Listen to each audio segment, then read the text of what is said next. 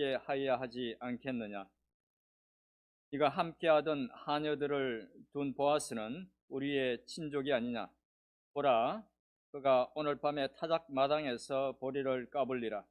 그런 장로는 모욕하고 기름을 바르고 의복을 입고 타작마당에 내려가서 그 사람이 먹고 마시기를 다 하기까지는 그에게 보이지 말고, 그가 누울 때에 너는 그가 눕는 곳을 알았다가 들어가서 그의 발치 이불을 들고 거기 누우라.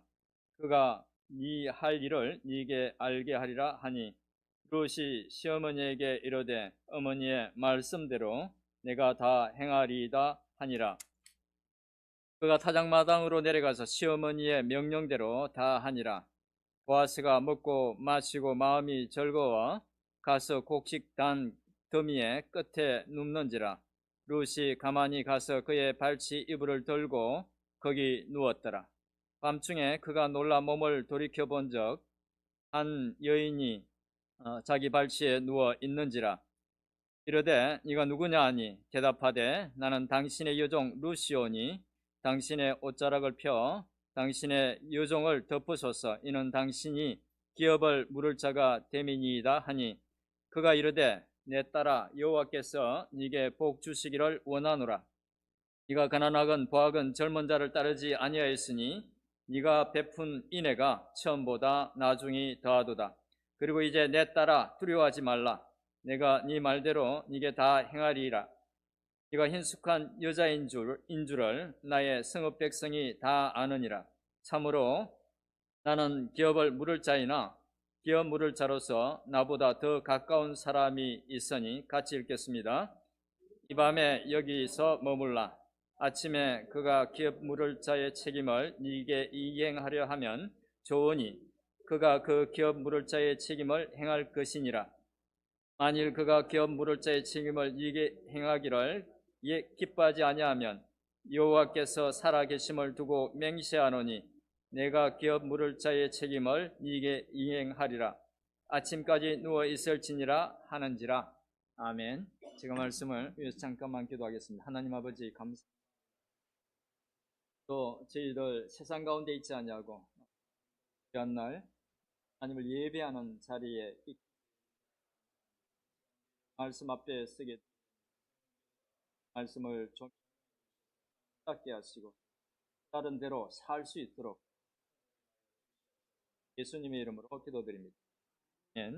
다시 한번 마더스데이를 맞아서 먼저 늘 가정을 위해서 헌신하며 또 구하는 또 하는 아내요 어머니인 여성 여러분들께 하나님의 크신 은혜가 있기를 축복하고 또 그 헌신 드립니다. 전에 교사로 근무할 때에 저는 남녀공학 학생들만 가르쳤는데 그때 아주 특이한 현상을 보고 큰 깨달음을 얻은 적이 있습니다. 한 번은 고1 담임을 했는데 첫날 교실에 들어가니까 이제 막 중학교를 졸업하고 모든 것이 낯선 그 고등학교에 입학해서 그런지 남녀 학생들이 서로 눈치를 보면서 이제 그때쯤은 이성을 의식할 때죠. 그래서 눈치를 보면서 조심스럽게 말하고 행동하는 것을 제가 이렇게 봤습니다. 그때 여학생들은 상당히 조용하고 반면에 남학생들은 목소리도 크고 아주 당당해 보였습니다. 그런데 약 2주일 정도 지나니까 상황이 완전히 바뀌었습니다. 이제 학생들은 굉장히 조용하고 다소곳해졌고 대신 여학생들의 목소리는 점점 커져갔습니다. 그 이후 교실 분위기는 여학생들이 다 주도를 했고 또 일을 할 때도 여학생들이 결정하면 남학생들이 아주 도와주는 그런 형태가 되었습니다. 그리고 그런 현상은 졸업할 때까지 계속 되었습니다. 저는 그것을 보면서 여자에게는 겉으로 드러나지는 않지만 어떤 그런 특별한 힘이 있다는 것과 또 제가 당시에 집에서 겪던 일이 저만의 특별한 일이 아니라 거의 모든 가정에서 자연스럽게 일어나는 그런 현상이라는 것을 깨달았습니다. 그리고 그 이후에 살면서 여자들이 가진 그 특별한 힘은 자녀들과 관련된 문제나 생존이 걸린 그런 문제인 경우 훨씬 더 강해지고 또 그런 문제에 직면하면 남자들보다 더 대담하게 행동한다는 것을 제가 발견했습니다. 오늘 말씀 속에 룻과 나오미에게서도 그런 모습이 좀 보이는 것 같습니다. 구체적으로 어떤 일을 했는지를 살펴보면서 말씀을 통해서 주시는 교훈을 생각해 보도록 하겠습니다. 지난주에는 룻과 보아스 두 사람이 극적으로 만난 일을 살펴봤는데 두 사람이 그렇게 만난 후 룻은 보아스가 베풀어 준 그 호의로 많은 이삭을 주었습니다. 그렇게 이삭을 줍는 동안 두 사람 사이에 아무 일 없이 한 달 이상의 시간이 흘렀습니다. 그리고 그 시간이 지나서 이제 보리와 밀 추수가 끝나고 이제 수확한 밀과 보리를 바람에 까부는 그런 일을 남겨두고 있을 때에 나오미는 자신을 따라 베들레헴으로 와서 고생하고 있는 며느리 룻에게 자기 마음에 있는 이야기를 합니다. 우리 3장 1절을 같이 한번 읽어보겠습니다. 3장 1절입니다. 같이 읽겠습니다. 네. 룻의 시어머니가 나오미에게 그에게 이르되 내 딸아 내가 너를 위하여 안식할 곳을 구하여 너를 복되게 하여 하지 않겠느냐. 예. 며느리 룻의 장래가 염려되었던 나오미는 아마 이전부터 앞으로 며느리가 편안히 살 수 있는 방법이 무엇인지를 고민했던 것 같습니다. 그렇게 말하면서 나오미는 룻에게 자신이 생각해낸 그 대담하고 적극적인 한 가지 계획을 말했습니다. 그 계획은 이런 것이었습니다. 전에 만나서 특별한 호의를 베풀어 주었던 그 보아스는 그들의 가까운 친척으로 그날 밤 타작마당에서 보리를 까불 텐데 룻이 그곳에 가서 보아스를 만나라는 것이었습니다. 당시 유대인들이 밤에 보리를 까불었던, 그러니까 보리를 까분다는 말은 보리하고 겨가 이렇게 껍질이 섞여져 있죠. 그렇게 바람에 날려야 알곡만 이렇게 거둘 수 있었던 겁니다. 그런데 이제 그 일을 밤에 했던 거죠. 밤에 했던 이유는 낮에는 바람이 불지 않고 밤에만 아주 바람이 좋은 바람이 그렇게 불었던 것입니다. 이제 나오미는 룻에게 그날 밤 보아스가 타작마당에 갈 것인데 거기서 그를 만나라고 했습니다. 남의 눈에 띄지 않게 조용히 보아스를 만나라는 것이었죠. 그리고 룻이 보아스를 만나러 갈 때에 이제 준비해야 할 일부터 이제 만나서 해야 할 그에게 해야 할 말까지 자세하게 가르쳐 주었습니다. 먼저 나오미에게 모욕을 하라고 말했습니다. 지금 우리가 듣기에는 너무나 당연한 일이기 때문에 말할 필요도 없는 것이지만 사실 당시에는 그렇지 않았습니다. 여담이긴 하지만 우리는 이제 거의 매일 샤워를 하지만 사람들이 몸을 지금처럼 깨끗하게 씻는 것이 사실 그렇게 오래된 일이 아닙니다. 아마 연세 드신 분들은 잘 아실 것입니다. 옛날 기억이 날 것입니다. 과거에 사람들이 목욕을 어떻게 했는지에 대해서 게리 햄릭이라는 그 목사님이 설교 중에서 아주 재밌는 말씀을 하셨는데 기록에 의하면 1500년대에 유럽에서 사람들이 1년에 한 번 목욕을 했다고 합니다. 아마 많은 양의 더운 물을 준비하는 것이 그렇게 쉽지 않아서 그랬던 것 같습니다. 그런데 목욕할 때에 또 순서도 있었다고 합니다. 남자 어른이, 그 집안의 남자 어른이 제일 먼저 목욕을 하고 그 다음에 어른인 아들들이 목욕을 하고 또 아이들이 이제 목욕을 한다고 합니다. 그리고 마지막 이제 여자분들이 그 물에 또 들어가서 목욕을 하고 그리고 마지막으로 베이비를 씻는다고 합니다. 그 물에. 그래서 이제 그 마지막으로 베이비를 씻을 때쯤 되면 물이 너무 더러워서 애가 안에 있는지도 모르고 물을 밖에 내다 버릴 정도가 되어서 영어 격은 Don't throw the baby out with the bath water라는 말이 생겼다고 그분이 그렇게 말씀을 하셨습니다. 사실 이제 그것이 팩트인지는 모르겠습니다만 1500년대의 사람들이 그랬다면 룻은 지금으로부터 3000년 전에 살았던 사람인데 그때 살았던 사람들도 몸을 자주 씻지는 않았겠죠. 그래서 게다가 룻은 매일같이 뭘 했습니까? 밖에 나가서 더운데 이삭을 주었죠. 그래서 아마 냄새가 심하게 났을 겁니다. 그래서 나오면 룻에게 그날 저녁에는 꼭 목욕부터 하고 하라고 했던 것이죠. 그리고 이제 향수도 뿌리고 또 옷도 잘 차려 입으라고 그렇게 조언을 했습니다. 그것뿐이 아니었습니다. 나오미는 룻에게 그곳에 가서 해야 할 일에 대해서도 자세하게 조언해 주었습니다. 그곳에 가면 보아스가 먹고 마시기를 마칠 때까지 그의 눈에 띄지 않고 있다가 그가 누울 때에 어디 눕는지를 잘 봐두었다가 나중에 그에게 가서 그의 발치에 이불을 덮고 누우라고 일러 주었습니다. 이미 남편과 함께 오래 살았던 나오미는 남자들이 외모에 잘 끌린다는 것과 또 배가 부르고 기분이 좋으면 대화가 훨씬 쉽다는 것을 알았던 것이죠. 그래서 이제 사실 이 나오미의 조언은 시대와 관계없는 진리입니다. 여러분들은 꼭 기억하셔야 됩니다. 절대 배고픈 남자와 대화를 시도하면 안 됩니다. 필요한 것이 있으면 일단은 먹이고 봐야 됩니다. 배불리 먹이고 그렇게 말을 시작해야 합니다. 아무튼 나오미는 룻에게 그렇게 하면 보아스가 앞으로 어떻게 해야 할지를 일러 줄 것이라고 그렇게 말을 했습니다. 그런데 사실 이제 요즘의 시각으로 보면 나오미의 그런 계획은 좀 지나친 일처럼 보입니다. 왜냐하면 그 계획은 마치 룻에게 나이든 보아스를 노골적으로 유혹하라는 것처럼 보이기 때문입니다. 반듯한 룻이 따르기에 아주 어려운, 부끄러운 그런 계획처럼 보이죠. 하지만 룻은 시어미가 시키는 대로 준비하고 그날 밤에 보아스의 타작마당으로 갔습니다. 보아스는 종들과 함께 보리 까부는 일을 마치고 즐겁게 먹고 마시고 놀다가 곡식단 끝에 누워서 잠을 잤습니다. 시어머니 말대로 멀리서 보아스를 지켜보던 룻은 그가 잠들자 조용히 가서 그의 발치에 누웠습니다. 보아스는 고된 하루 이제 일과 또 마시던 술 때문에 깊이 잠이 들었다가 밤중에 발치에 인기척을 느끼고 놀라서 잠이 깼습니다. 이 내용이 이제 오늘 읽었던 9절 말씀에 나오는데 중요한 내용이기 때문에 같이 한번 다시 읽어보도록 하겠습니다. 9절입니다. 같이 읽겠습니다. 시작.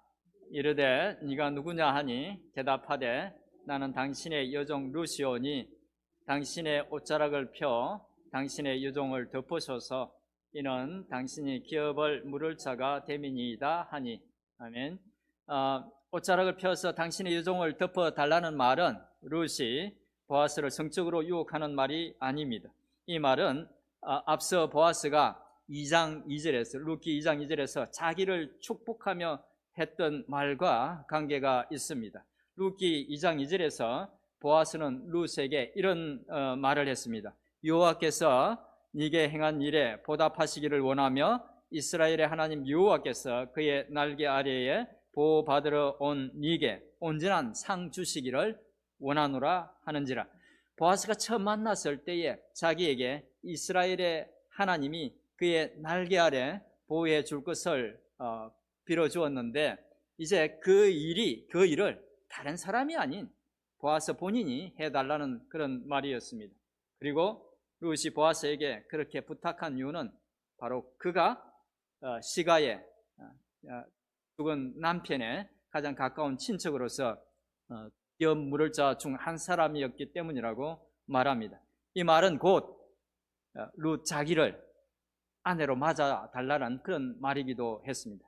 그러니까 9절에서 룻이 했던 말은 보아스에게 기업 물을 자로서 역할을 해주기를 부탁하는 것이면서 동시에 룻이 보아스에게 대담하게 청원하는 그런 것이기도 했다는 것입니다. 만약 보아스가 룻의 이 말을 듣고 거절했다면 룻이 얼마나 무안하고 부끄럽겠습니까? 그렇죠? 근데 감사하게도 룻의 말을 듣고 보아스는 룻을 축복하면서 이렇게 말합니다. 네가 가난하건 부하건 젊은 자를 따르지 아니하였으니 네가 베푼 인애가 처음보다 나중이 더하도다. 이 말에서도 두 사람의 나이 차이를 어느 정도 느낄 수 있죠. 그때 보아스는 룻에게 젊은 자를 따르지 않고 자기에게 왔다는 사실을 두고 룻이 베푼 인애가 처음보다 나중이 더 더하다고 칭찬합니다. 보아스가 한 말은 룻이 처음 베푼 보아스가 말한 룻이 처음 베푼 인애는 그 홀로 된 시어머니를 두고 떠나지 않고 함께 하면서 돌보겠다고 했던 것, 그리고 실제로 돌봤던 그 일을 가리킵니다. 그리고 나중 인애는 젊은 사람들을 두고 나이 많은 자기를 선택했다는 그런 의미가 아니라 기업 물을 자의 역할을 해줄 것을 자기에게 부탁함으로써 그 자신을 희생해서 죽은 남편의 가문을 다시 일으키려 했다는 것을 가리킵니다. 보아스는 룻의 그 특별한 인애, 헤세드를 아주 귀하게 보았던 것입니다.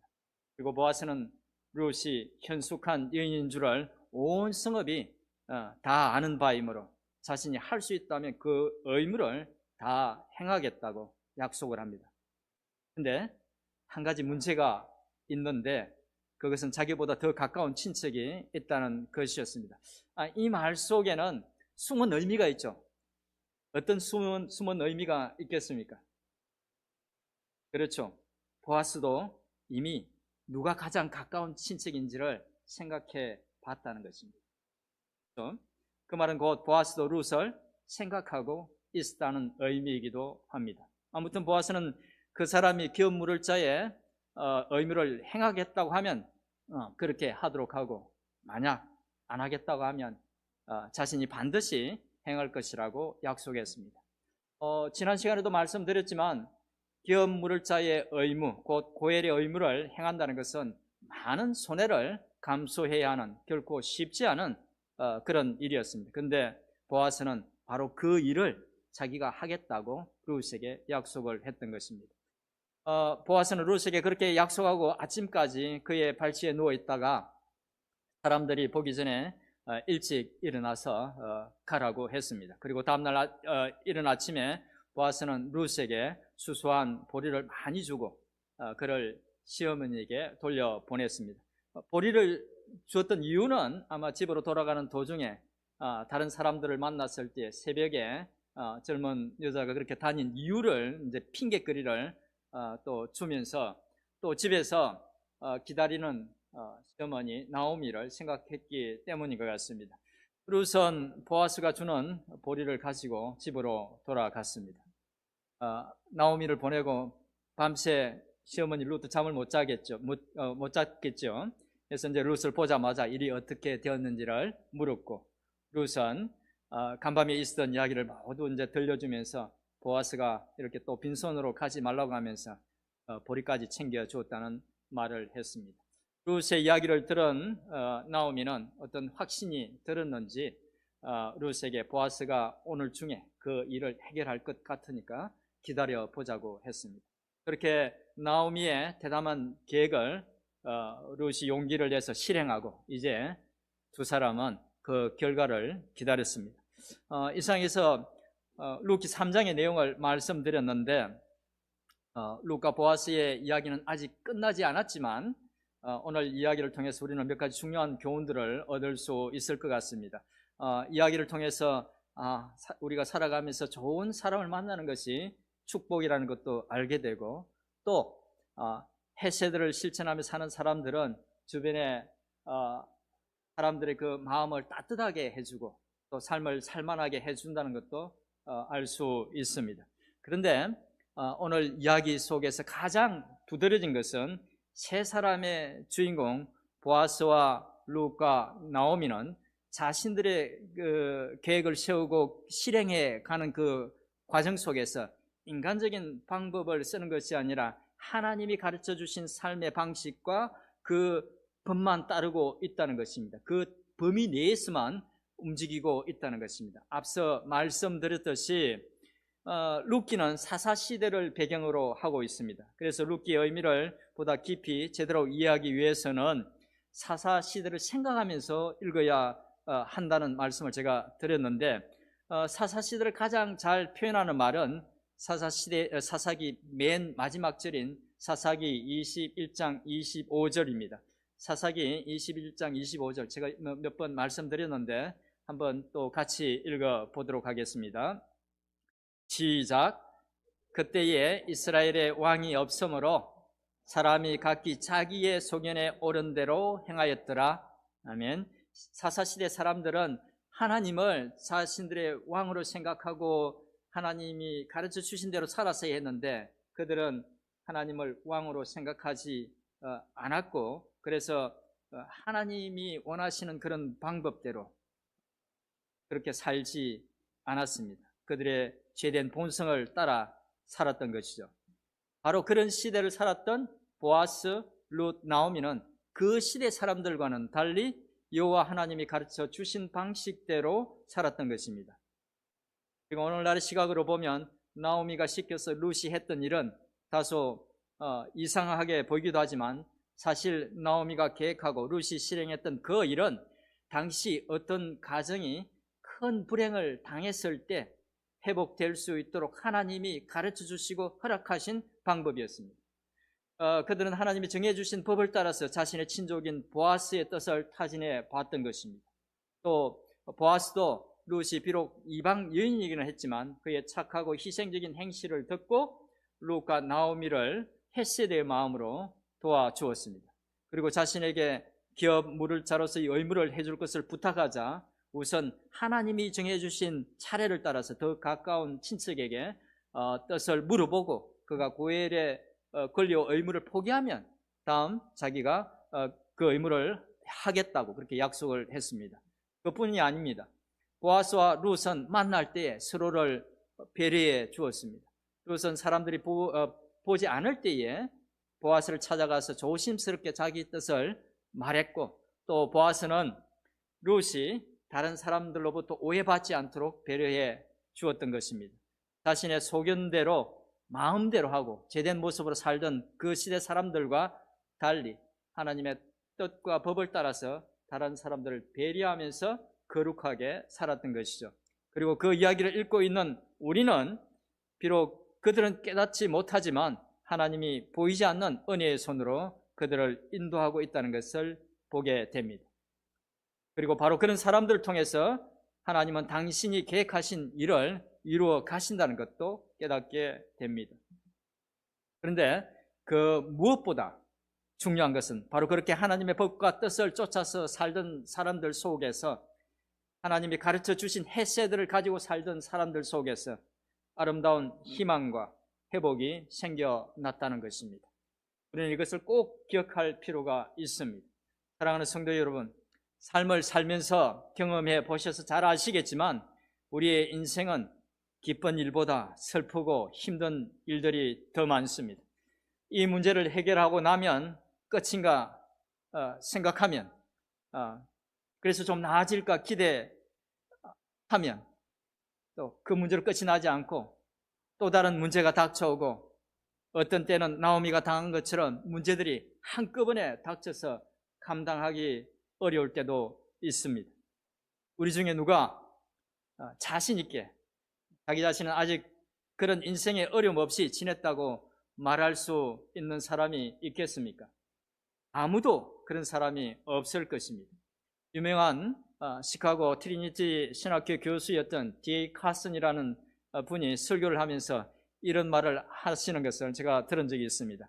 인생을 살면서 괴롭고 힘든 일을 당한 적이 없는 사람은 없지만 만약 있다 하더라도 그 사람은 역시 인생이 그렇다는 것을 느낄 때가 틀림없이 올 것이라고 말했습니다. 슬픔과 고통, 아픔은 하나님을 떠난 인간의 필연적인 운명이라는 말입니다. 그런데 모든 사람들이 그런 인생을 살면서도 그나마 위로와 소망과 힘을 얻을 수 있는 방법이 있습니다. 오늘 말씀이 바로 그것을 가르쳐주고 있습니다. 그것은 바로 하나님의 방식으로 또 하나님이 가르쳐 주시고 보여주신 헤세드를 가지고 사는 것입니다. 사랑하는 성도 여러분, 우리가 서로에게 룻과 나오미와 보아스 같기를 축원드립니다. 그리고 여러분들의 삶 속에서도 그런 신실한 사람들이 하나님의 헤세드를 실천하는 사람들이 많기를 축원드립니다. 이제 말씀을 정리하겠습니다.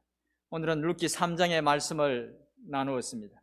말씀이 교훈해 주는 것처럼 우리 모두 하나님의 법도와 삶의 원리를 따라서 잘 살아서 비록 고된 인생이지만 루키의 새 주인공처럼 하나님의 특별한 은혜를 누릴 뿐만 아니라 하나님을 섬기는 이들과 더불어서 사랑과 위로와 격려를 주고받으며 살아감으로 아름다운 가정과 또 아름다운 교회를 이룰 수 있기를 진심으로 소원하고 축원드립니다.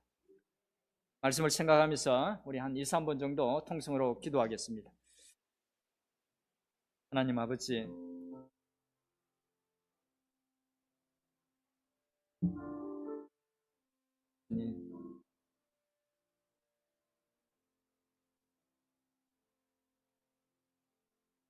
아버지 하나님, 오늘 나오미와 루카 보아스가 보여줬던 진심으로 하나님을 사랑하고 의지하고 하나님의 법대로 살았습니다.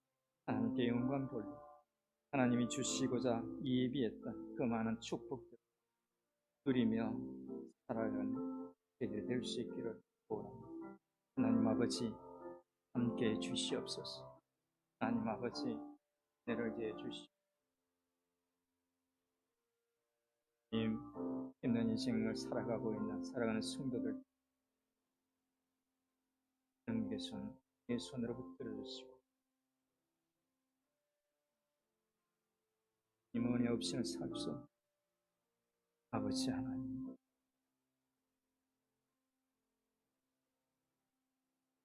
그들 마음속에 이 은혜를 구하며 살아가게 하시고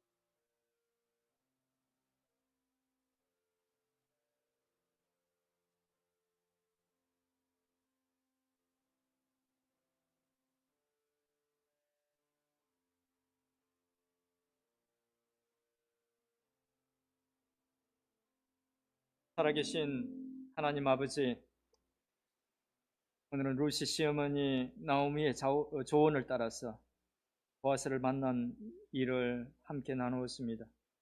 관계 대부분의 사람들이 하나님의 뜻을 따라 살지 않을 때 루키의 주인공들은 하나님 뜻 가운데서 길을 찾았고 하나님께서는 그런 그들을 축복하셔서 힘든 삶 가운데서도 살아갈 수 있도록 도우시고 또 그들을 선한 길로 인도하신 것을 깨닫게 되었습니다.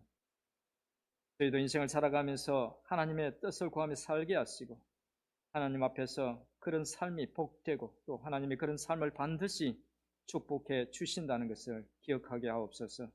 우리 주 예수 그리스도의 이름으로 기도드립니다. 아멘.